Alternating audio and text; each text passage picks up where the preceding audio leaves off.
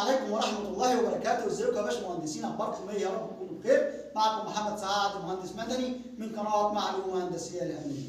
ان شاء الله النهارده هنتكلم عن كيفية معالجة انواع الشروخ المختلفة. كنا اتكلمنا في الفيديو اللي فات عن انواع الشروخ، ولكن في حد عزيز عليا شخصيا قال لي هندسة عايزين نعرف ازاي نمنع الشروخ دي او كيفية معالجة الشروخ المختلفة.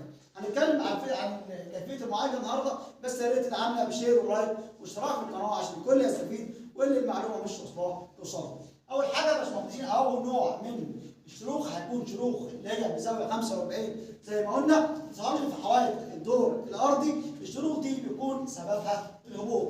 طب امنع الهبوط ازاي يا باشمهندسين؟ عن طريق اننا بنحقن التربه بماده، الماده دي وظيفتها انها تملى الفراغات او الفجوات اسفل المبنى.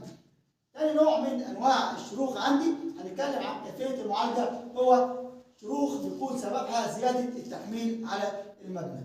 كيفيه معالجه شروخ زياده التحميل بتكون نوعين. النوع الاول ان انا اغير استخدام المنشا، بمعنى انا عندي احماء او مباني بتكون مصممه على ان المنشا ما يكونش سكني، مثلا بيكون مثلا عندي المنشا ده مثلا فوق في الدور الثاني او الدور الثالث، فطبعا لو ظهر لي شروخ بسبب زياده التحميل ولكن عندي بستخدم المنشا كمقصد بضطر اخف او اغير استخدامه اقلبه لسكني.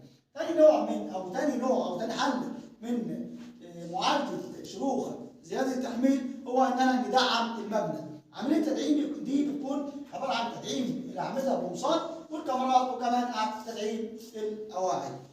ثالث نوع من انواع الشروخ هو شروخ الانكماش والتمدد، بيكون على كامل قطاع الحائط بين العمدان والحوائط او بين القمر والحائط. معالجه الشروخ دي ان انا كنت استخدمت في البدايه كانات، وانا لسه ببني المباني، كانات تربط الاعمده مع الجدران، او كنت استخدمت سلك شبك من المعدن او سلك البلاوه دي في مرحله البياض او مرحله التشطيبات. رابع نوع معايا من الشروخ بيظهر لي في منتصف الحائط بالمنظر اللي احنا شايفينه ده، قد يكون متدرج او يكون على زاويه 45. معالجه الشكل ده بيكون معالجه الشكل نفسه ولكن مش معالجه المصدر. يعني لما جينا قلنا ان تعالج الهبوط اللي في التربه بحقن التربه، او تعالج هبوط زي التحميل انك تعمل انفصال او تغير استخدام المنشا، انت كده بتعالج المصدر نفسه او سبب الهبوط. اما المعالجه دي بتكون معالجه شكل الشرخ بس. معالجه شكل الشرخ بس عن طريق قاعده بستخدمها ان انا بدبس الشرخ او بخيط الشرخ، لان طبعا زي ما احنا عارفين ان في قاعده بتقول لي الحديد عمودي على الشرخ.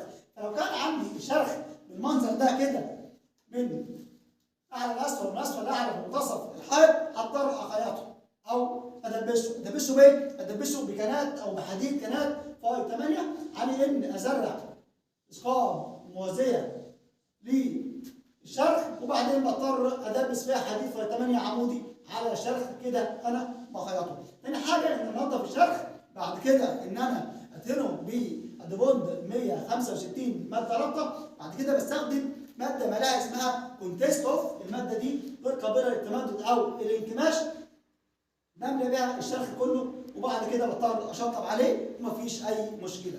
دي كانت معلومه النهارده او فيديو اليوم. لو عجبك الفيديو او المعلومه ما تنساش تعمل شير ولايك واشتراك في القناه عشان الكل يستفيد. والسلام عليكم ورحمه الله وبركاته.